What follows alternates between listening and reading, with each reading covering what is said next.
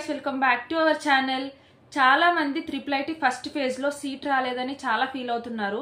And అలాగే second and third phase లో అన్న మాకు సీట్ వస్తుందా రాదా అని చాలా టెన్షన్ లో అయితే ఉన్నారు. వాళ్ళందరి కోసం ఈ వీడియో అయితే చేస్తున్నాను. అండ్ అలాగే మీ కెరీర్ కి సంబంధించి కొన్ని సజెషన్స్ అయితే మీకు ఇస్తాను. అంటే నాకున్న ఎక్స్పీరియన్స్ బట్టి కొన్ని సజెషన్స్ మీతో షేర్ చేస్తాను. సో వీడియోని స్కిప్ చేయకుండా లాస్ట్ వరకు చూడండి. చాలా మంది నాకు కామెంట్స్ చేస్తున్నారు, అక్క నాకు ఫస్ట్ ఫేజ్ లో సీట్ రాలేదు, నాకు ఇన్ని మార్క్స్ వచ్చినా కూడా నాకు సీట్ రాలేదు, మా కేటగిరీ ఇది, నేను చదివిన స్కూల్ ఇది, నాకు స్పెషల్ కేటగిరీలో కూడా సర్టిఫికేట్స్ ఉన్నాయి. సో ఇలా నాకు చాలా మెసేజ్లు అయితే వస్తున్నాయి, ఇంకా నాకు ఫస్ట్ ఫేజ్ లో ఎందుకు రాలేదు, సెకండ్ అండ్ థర్డ్ ఫేజ్ లో వచ్చే ఛాన్స్ ఉందా. సో ఇలాంటి డిఫరెంట్ కామెంట్స్ అయితే నాకు వస్తున్నాయి. అలాగే నేను చెప్పొచ్చేది ఏంటంటే, మీకు ఆల్రెడీ ఫస్ట్ ఒక వీడియోలోనే చెప్పాను, మీకు 1% డౌట్ ఉన్నా ఇంటర్ ఆర్ పాలిటెక్నిక్ లో జాయిన్ అవ్వండి, దాంట్లో ప్రాబ్లం ఏమీ లేదు అని మీ అందరికీ చెప్పాను. అంటే మీరు ఇప్పుడు సర్టిఫికేట్స్ అక్కడ ఇచ్చేసినా కూడా మీకు ప్రాబ్లం ఏమి ఉండదు. మీకు ట్రిపుల్ ఐటీలో సీట్ వచ్చింది అనుకోండి, ఫస్ట్ ఆర్ సెకండ్ థర్డ్ ఏ ఫేజ్ లో మీకు సీట్ వచ్చినా కూడా మీ సర్టిఫికేట్స్ అన్నవి కాలేజ్ వాళ్ళు బ్యాక్ చేస్తారు.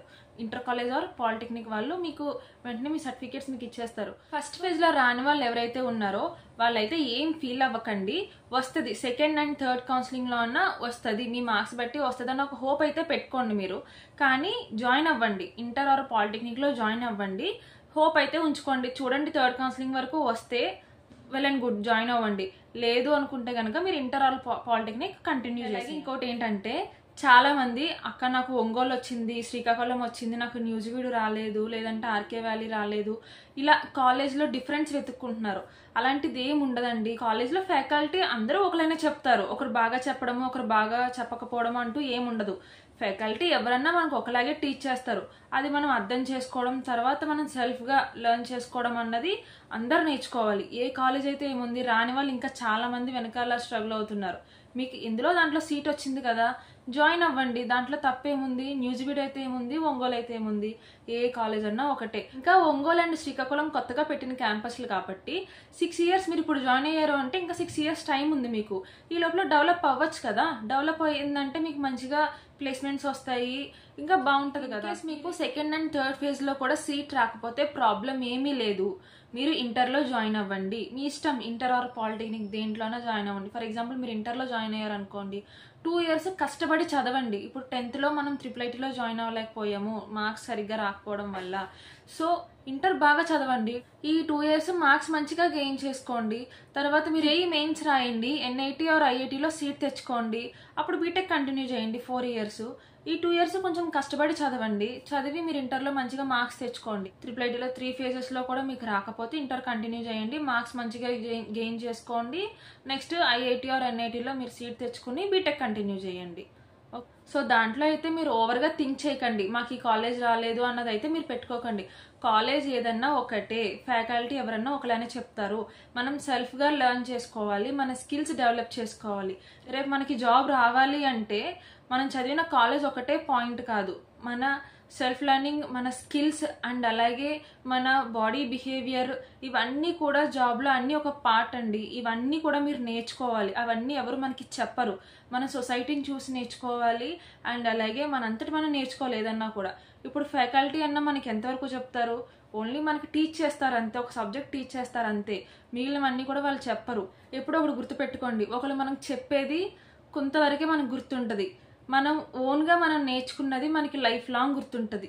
అదొకటి గుర్తుపెట్టుకోండి. జాబ్ రావాలి అంటే ఒక్క సబ్జెక్ట్ నాలెడ్జ్ ఉంటే సరిపోదు, మీకు స్కిల్స్ డెవలప్ అవ్వాలి. ఇప్పుడు స్టార్టింగ్లో ఉన్నారు కాబట్టి 10th అంటే జస్ట్ ఇప్పుడే మీరు వచ్చారు బయటికి, స్కూల్ స్టేజ్ నుంచి మీరు ఇప్పుడే బయటకు వచ్చారు.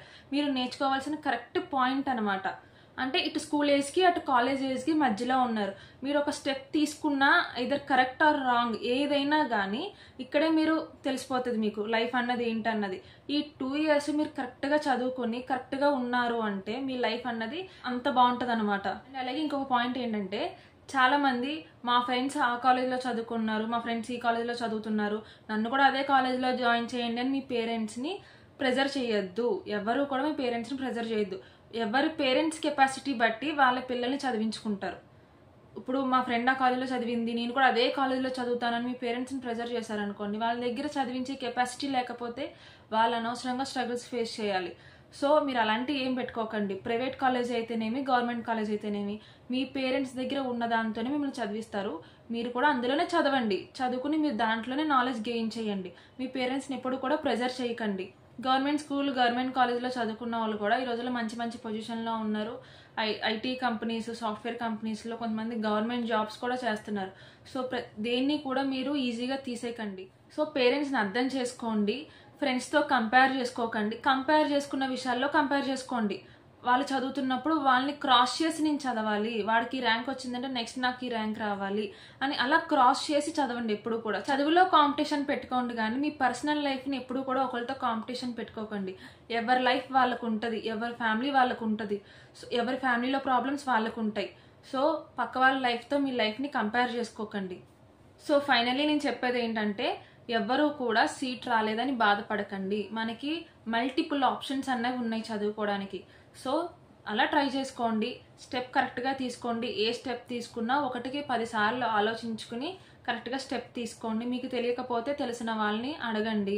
మీ పేరెంట్స్ సజెషన్స్ తీసుకోండి. తల్లిదండ్రులు ఎవరూ కూడా మనల్ని చెడు కోరరు. ఎవరు కూడా ఫీల్ అవ్వకండి. మంచి కాలేజ్లో జాయిన్ అవ్వండి. మీ పేరెంట్స్ చదివించిన దాంట్లోనే జాయిన్ అవ్వండి. వాళ్ళని ప్రెజర్ చేయకండి.